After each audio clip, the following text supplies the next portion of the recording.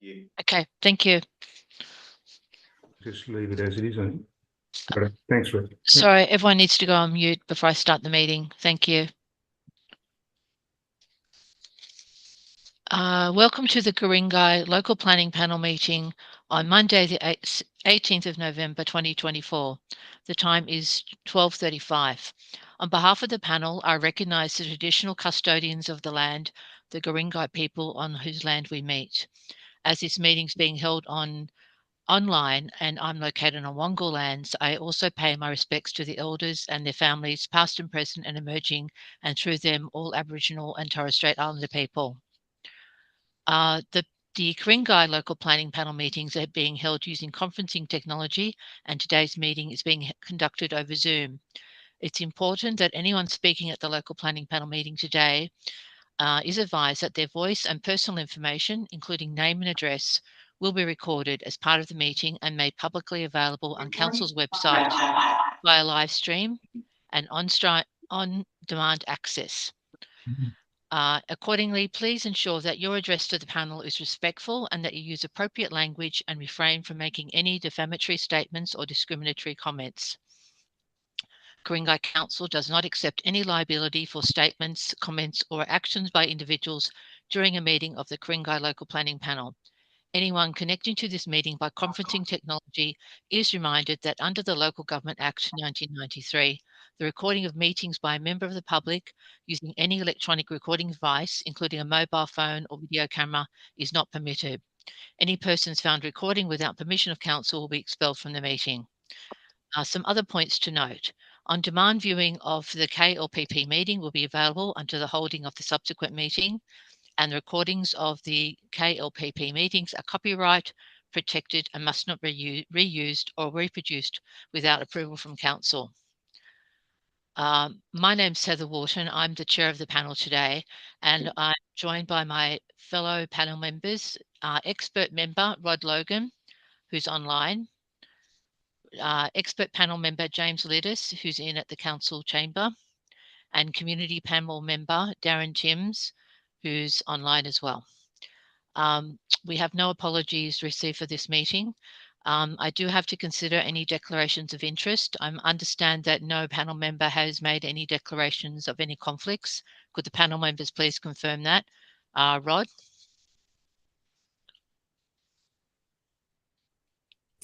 That's correct, Madam Chair.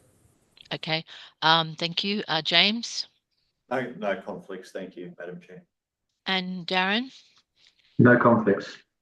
Okay, and I have no conflicts either.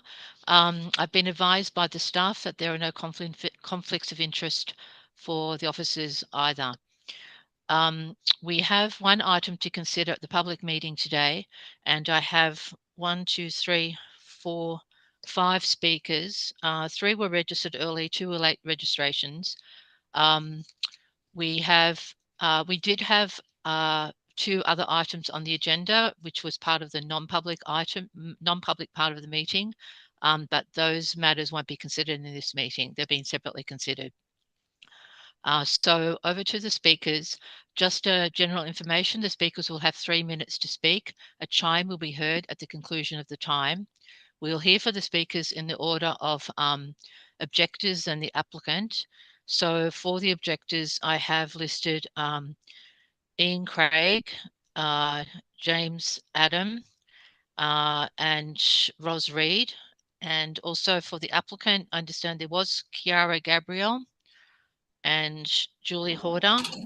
And I'm not sure if we have a lock instead of Chiara Gabriel. That is correct. That is correct. Thank you. That's correct. Okay. So the item that we're considering is EDA 010924, demolition of existing structures and construction of a centre-based childcare facility and associated works. So I'll call this first speaker, Ian Craig, who I understand is a neighbour from 29 Duff Street, Turramurra. Are you there, Mr. Craig?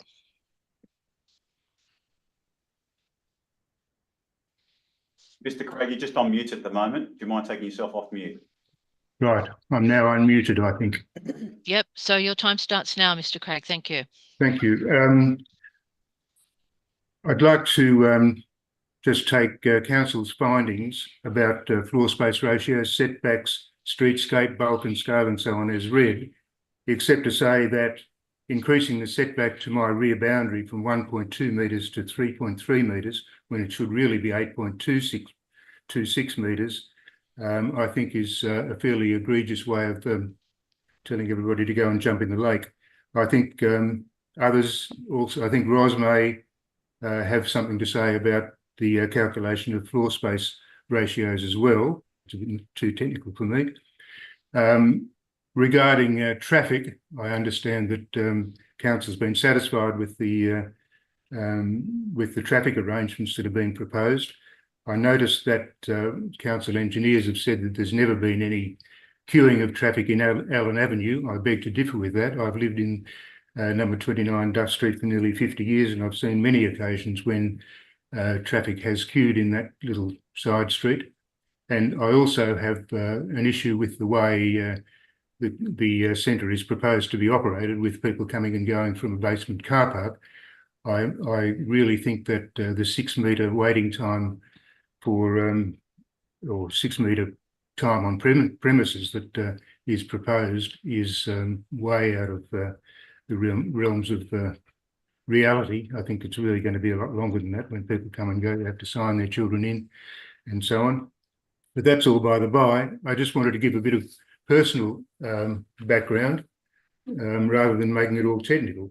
We have lived in number 29 Duff Street since 1972. And when we arrived there was an ancient orange tree in the yard, which I suspect was probably a remnant from the Boyd's orchard. The tree bore fruit for a good few years until we had the sewer connected to the property and it stopped bearing fruit. The house at number 29 Duff Street was not built in 1943, as stated in the council's report. It was more like 1893. It's an original Hudson's Ready Cut house, and it was owned for many years by the family who used to own number 7 Holmes Street, Mick Burns and his family. And we have photographs of the house taken in the interwar years when the house was home to 3 generations of Mick's family. The house has been in constant repair, maintenance and extension for the nearly 50 years that we've owned it. Our family grew up there. Our granddaughter was born in the house. So we have a very deep connection to that place. And we think that it and the other neighbouring properties deserve more respect than is being shown by what is proposed. Having blank walls instead of trees on our rear boundary is something that could really be improved upon, I think. Recording stopped. Sorry. I understand that we as a neighbour are not obliged to provide a park-like setting for the enjoyment of others, but I think we can expect a little bit better than what we're being served up by this development. Thank you. Okay, thank you. We just had a message, Council. Is the recording still okay? Paul, can you please confirm whether it's okay? It's the computer through Zoom. Oh, that was just the clock. Okay. Yeah, Okay, well that's fine, timed. yeah. Well timed there, Mr. Craig. Sorry, I misunderstood what that message meant. Okay, thank you. Do any of the panel members have questions for Ian? None from me, Chair. None from me. No. Okay. none from All me. good. Okay, thank you. Thanks, Mr. Craig. We'll hear from your planner or the planner who's also speaking on your behalf, and Cecilia's behalf as an objector. Ms. Reid, are you there?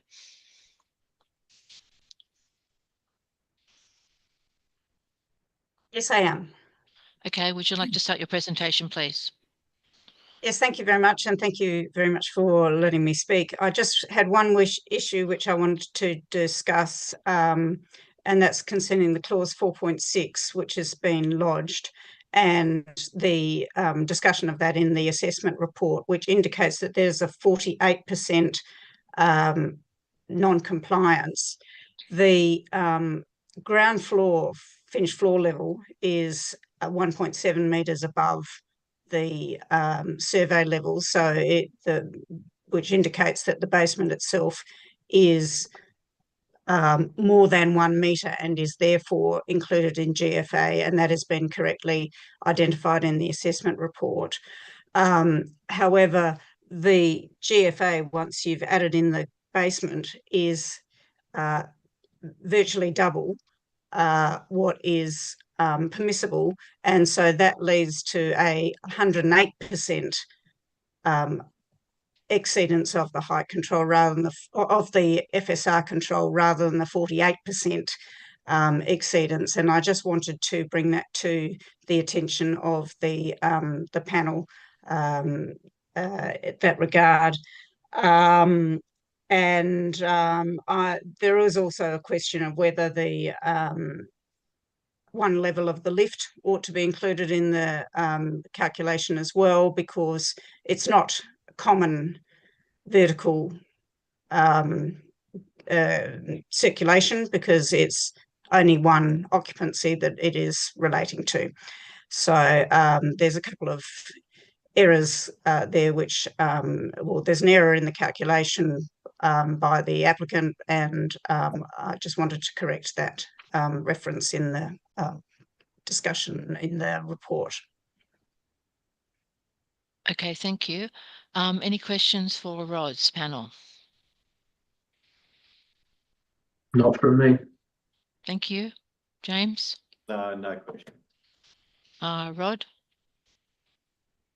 No, none from me, Madam Chair. Okay, thank you. Thank you for that Thank you. information, Ros. We do have another objector who was registered, James Adams.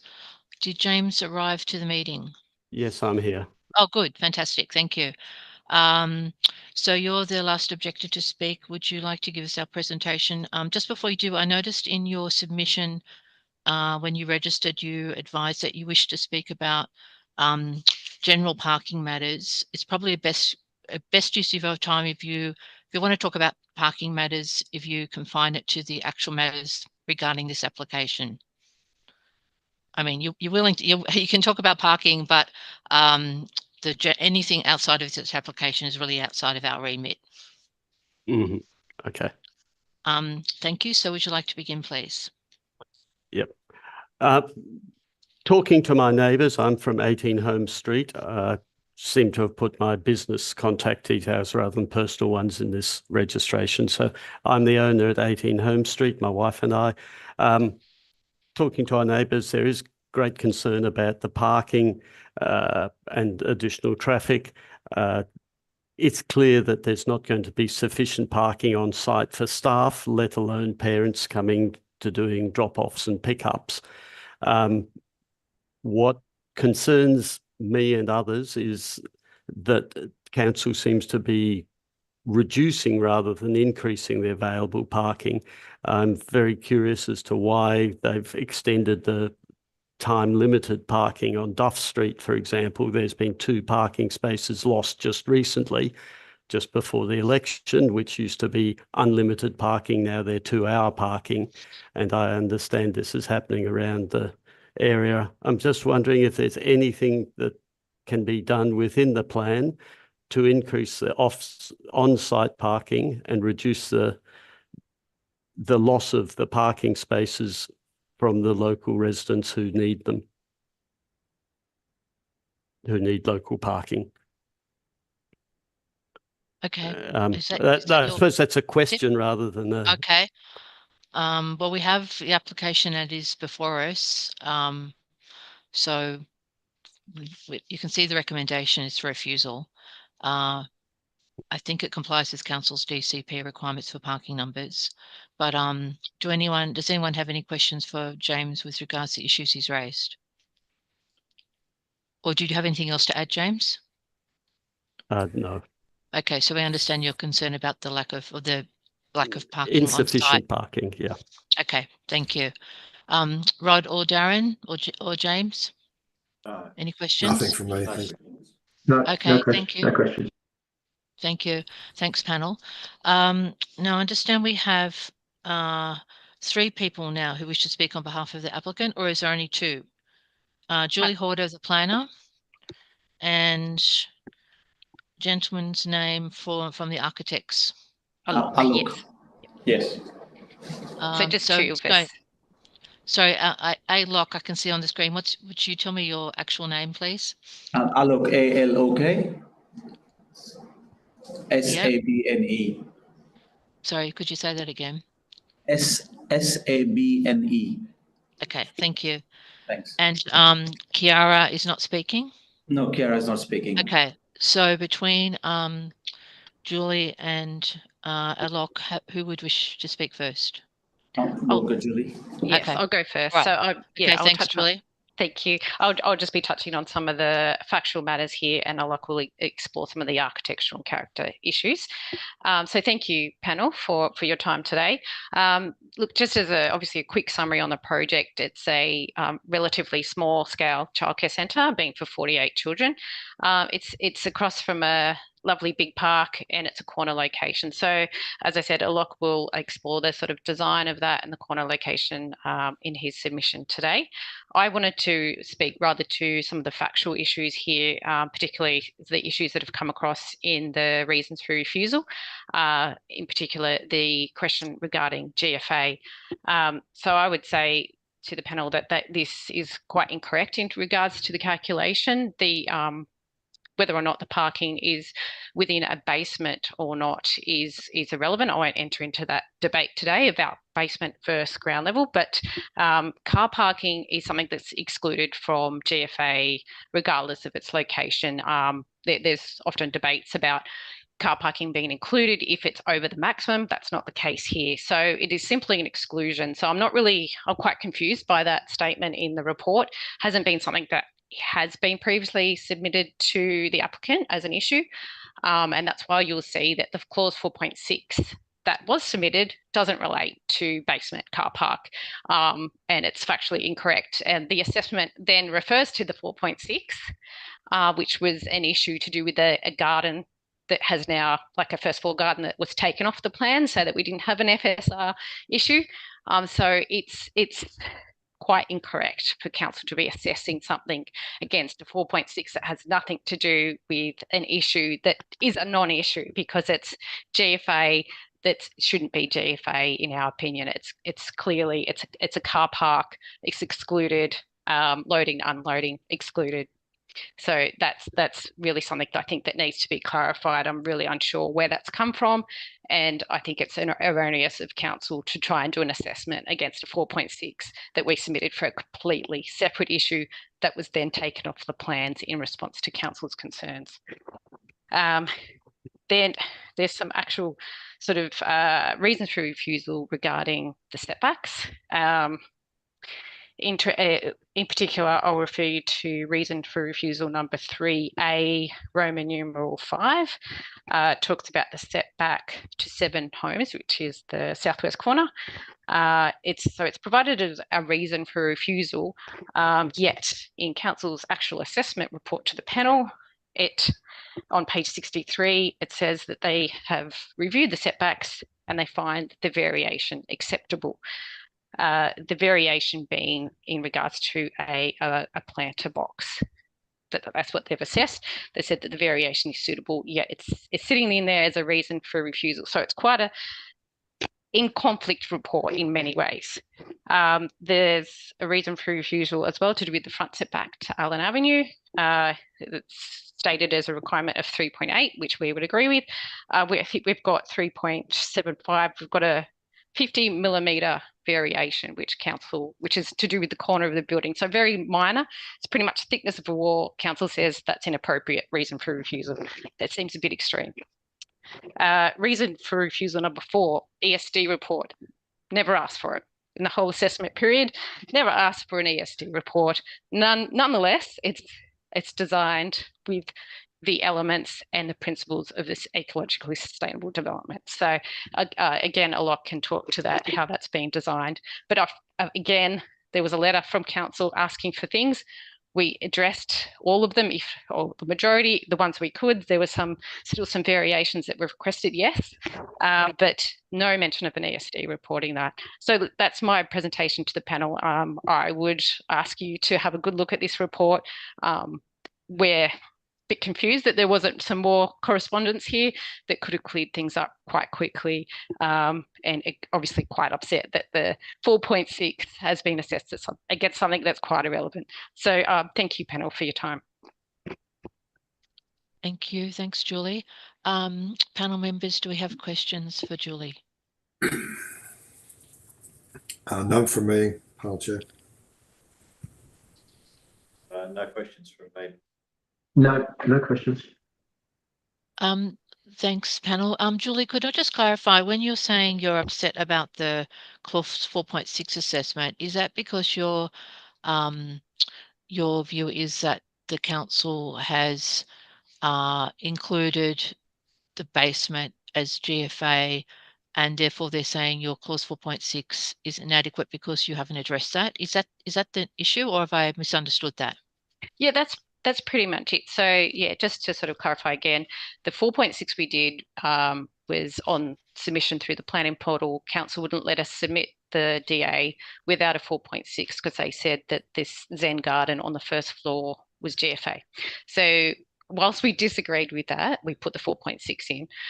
So when council was said that the basement is GFA, they didn't come to us and say, you're over on your FSR, you need to do a new 4.6. They didn't ask us for that. And I do disagree with that. And then when they've assessed the variation in the assessment report to the panel today, they've utilised paragraphs from my 4.6 in March, which is completely irrelevant to the variation they're now saying that we have. Okay. Yeah. Okay. I understand that. Okay. Great. Thank you. All right, then we'll move on to our the other speaker for the applicant, the architect Alok. Yes. Hello. Would you like to present, please? Yes. Firstly, thank you, panel, for the time and being allowed to talk today. Just wanted to note that we had an RFI where we worked with the council. So we had some larger or reduced setbacks, especially on the Allen side and the likes.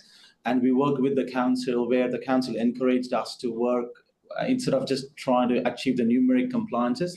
The council encouraged us to try and comply with the objectives by providing more landscape between us and the residential neighbours, which is a deep soil landscape, which is what we have done, and we believe we comply with it from an objectives perspective.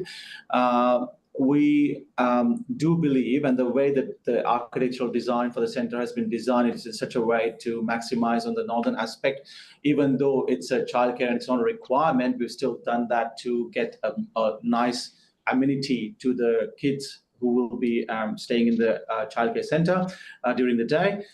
We have made a conscious effort to have all the playrooms to be naturally cross-ventilated. From a sustainable perspective, we believe that's something which should be encouraged, and that's what we have proposed for the council. So we appeal to the panel to look at the design merits.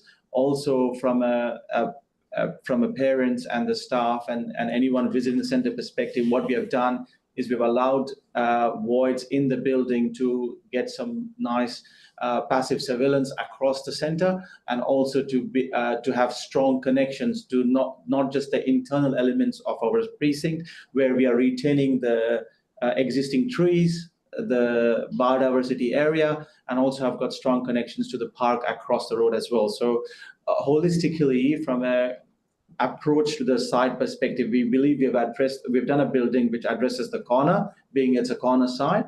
We have respected all the existing natural trees and existing trees there, and we have got some good connections to those to emphasize that.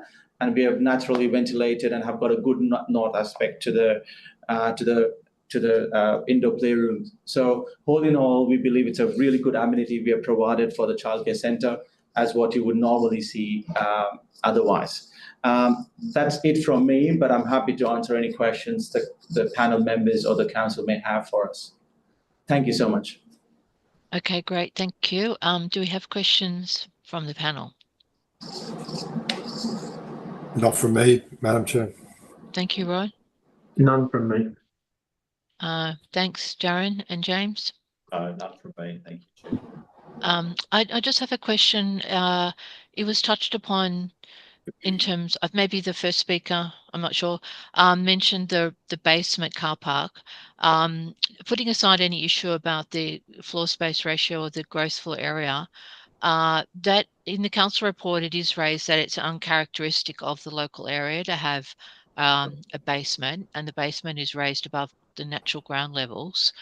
What's the design reasoning behind why that is the case? Like, was it not possible to design it so that the top of the basement more closely followed the ground levels, or what are the limitations that drove you to have that design?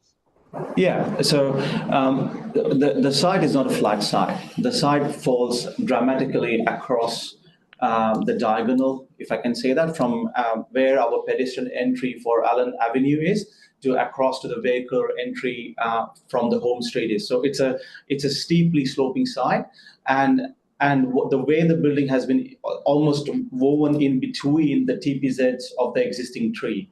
So it only provides us with limited opportunities to intervene, and we have tried our level best to intervene very minimalistically to not touch the TPZ. So what you will see from our proposal is our pedestrian access comes from the higher side, from the ground level side, where off Allen Avenue, and the vehicular entry is coming from the lowermost part of the side, which is on the home street side.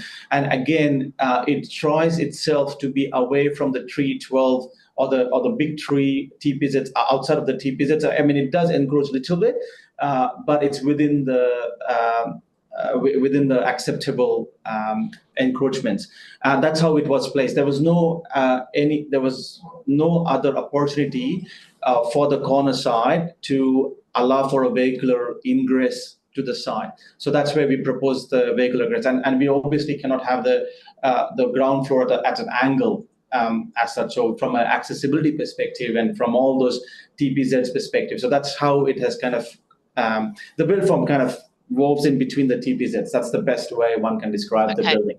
All right. Yeah. Okay. Well, thank you. Thank you for explaining that. Sorry, Heather, can I just ask though? Yep. If you drop the basement, why isn't that possible to lower the basement? You can still get your vehicular access, presumably from Holmes, and you can still get a pedestrian access from the side street as well. Sure. So what we did look into that as a part of our exercise with working with the council. If we drop the basement below, is it possible? Can I share my screen? Is it okay, or?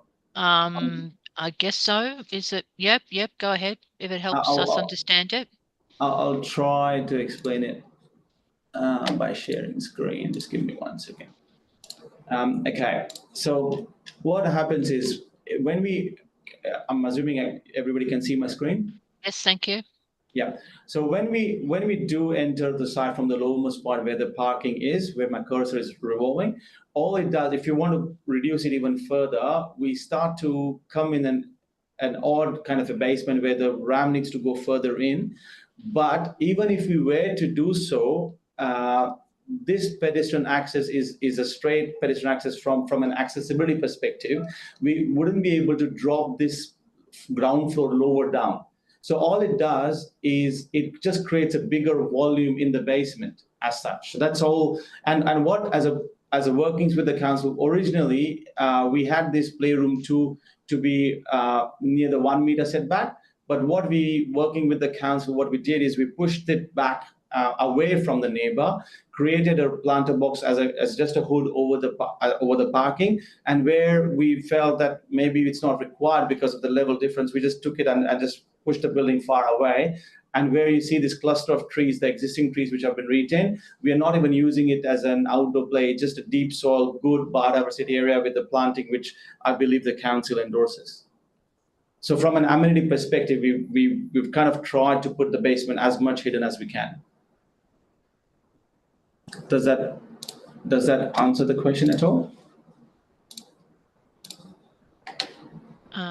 Darren, did that help you? With the panel, did that help? So yeah, I do have a question. Can that entry point off Allen be slide down the hill so it's comes into the side at a lower level? We can. It's just subject to the council allowing us to encroach into the 327 because currently we hardly encroach into, like, there's only a smaller percentage we encroach in the 327. So if the council allows us, then we can certainly look into it.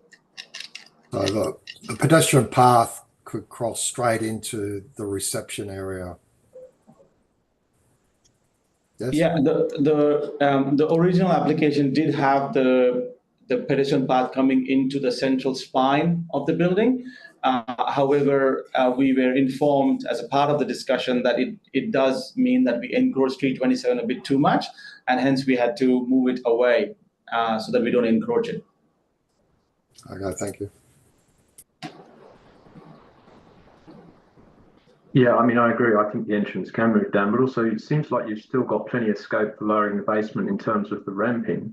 You know, you've got a lot of scope there in terms of AS 2890. Is it more of a cost issue dropping the basement? I mean, I'm not sure when you say a lot of scope. I've got 6 meters as 1 in 20, and then the remainder is 1 in 8. If you and I need to get 1 in 8, 1 in 8 on both sides, so that's 4 meters gone. Then the left is just 1.8 meters. Yes, as a simple answer, yes, I can lower it a little bit more by introducing the transition 1 in 8 steeper and 1 in 8. And yes, I can certainly do that. And if the council believes that would be acceptable to give us an approval, we're happy to have that as a deferred commencement or deferred consent, to where we'd lower it to the gradients which I just spoke about, and we can certainly do that. Yes, it will impact the cost, Aaron. You're 100% right. It will make the building a lot more expensive. My 2 cents of a personal opinion is that by excavating in this particular context, it's not achieving much. We're just kind of giving a more volume to the basement. Yes, it will make my life a lot easier coordinating the mechanical ducts. I wouldn't mind that. But apart from that, we're not really achieving much from doing it. But we're happy to do that. Okay, thank you. Thank you. Any more questions for Alok? Not from me. Okay, thank you. So that was the extent of our registered speakers. Was there anyone else here that potentially isn't registered? No? That's good. Okay, well, thank you very much. That's concluding the meeting now, as we've heard from our speakers. So thanks everybody for attending. Members of the gallery and speakers, thanks for your comments. Now we'll close the meeting and the panel will retire and deliberate and make their decisions. The decisions will be posted on Council's website within 48 hours at the close of the within 48 hours of the close of our deliberations. So thanks very much everyone for attending the meeting, and the time is now 1:08. Thank you.